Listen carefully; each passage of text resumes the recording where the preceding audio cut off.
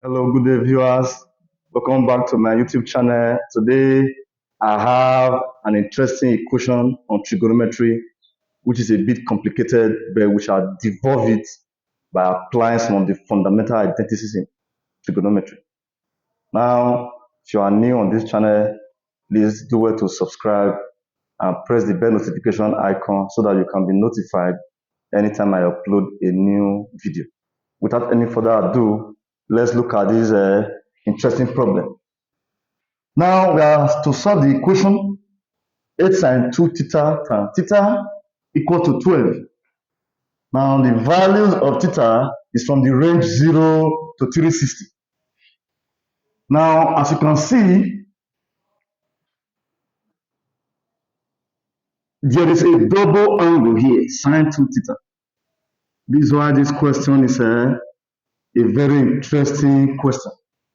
It's actually a further mass why question.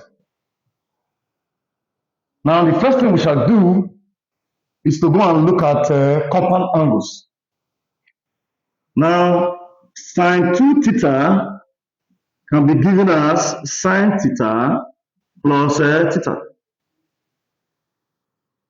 Then I will go to the additional formula, or rather the addition formula for compound angles, which says that if I have the sine of angles A plus B is a compound angle, this becomes the sine of angle A, the cosine of angle B, plus the cosine of angle A, the sine of angle B.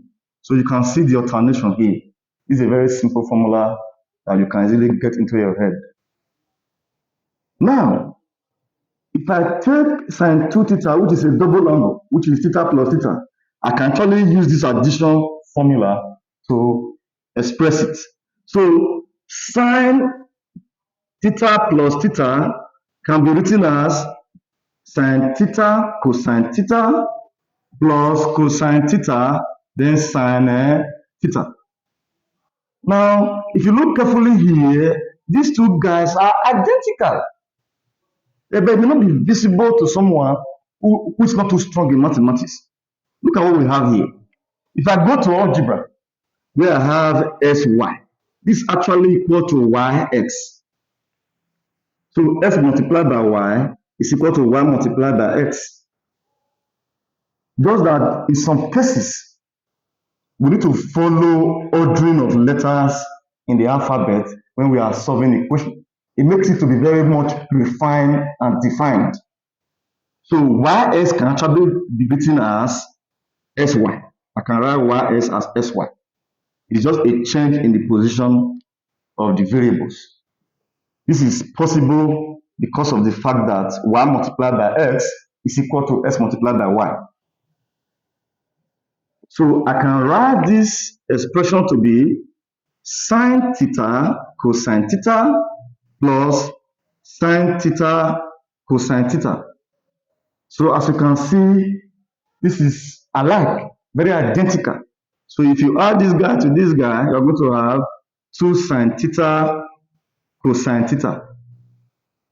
Then again, in the equation, we have another guy, the tangent of the angle theta. Now from trigonometric identity, the tangent of an angle theta can be expressed as the ratio of the sine of the angle theta to the cosine of the angle theta. So if we move on, we are going to have 8 sine 2 theta tan theta to become 8 multiply. Anywhere we see sine 2 theta, we replace it with 2 sine theta cosine theta. That will now become 2 sine theta cosine theta. Now, tangent is a ratio of the sine over the cosine multiplied by sine theta over cosine theta. Everything equal to 12. That's what we have at this level. As you can see, the problem has been distilled, refined to a level that it is now very glaring that our homecoming is guaranteed. Now I can cancel out cosine theta and annihilate cosine theta. 8 multiplied 2 will give us 16. So I can write this as, then again, Sin theta multiplied sin theta is sin square theta. So I can have 16 sin square theta all equal to 12. So you can see now we have a simple equation. I divide both sides by 16. Sin square theta is equal to 12 on 16. If I simplify this fraction by dividing by 4, I'm going to be having it as 3 on 4. So I will give you some few seconds to screenshot this. Now, at this level, we are home and dry because all we need to do is to take square root on both sides. Now,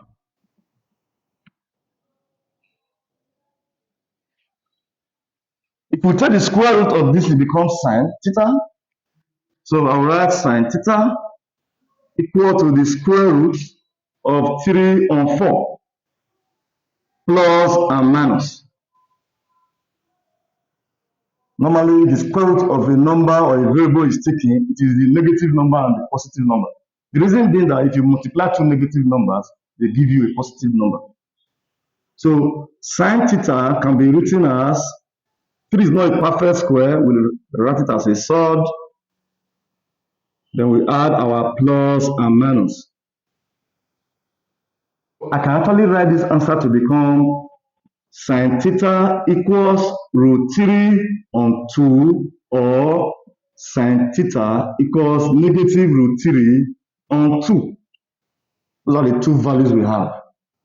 The negative sign here is to enable us to obtain the true or complete solutions. Then let's consider this positive guy here. Sine of angle theta equals root 3 on 2. This is a special ratio. But in case you are not used to special ratios, you can actually get this angle by the sine inverse of root 3 on 2. This is going to give us 60 degrees.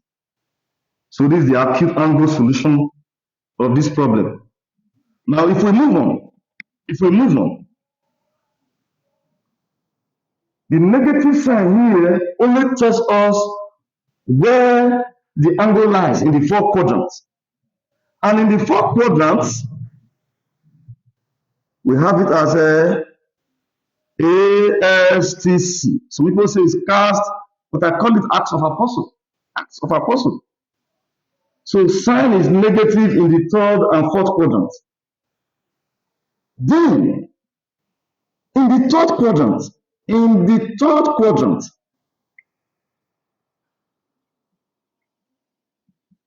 the corresponding acute angle equivalence, listen to this carefully, in the third quadrant, the corresponding acute angle equivalence is given by theta minus 180 degrees. And since the acute angle is 60, that will be equal to 60 degrees. So if I take negative 180, this will become positive. So the theta will now be 60 plus 180 is going to give us 240 degrees. Similarly, in the fourth quadrant, sign is also negative here. The corresponding acute angle equivalence is given by 360 minus theta. The acute angle is 60, which is equal to 60. So if I take this way and move this way, whichever way you go, theta is going to be 360 minus 60, which is going to give us 300 degrees. Hence, the values of theta, the values of theta that satisfy the equation are 60 degrees, 240 degrees, and 300 degrees. As you can see, it is an exciting and a fun time to solve a problem that looks complicated. So you can see that actually a very simple problem. This is the beauty in mathematics. Thanks for watching. Continue to like, share, comment, and share our videos. God bless.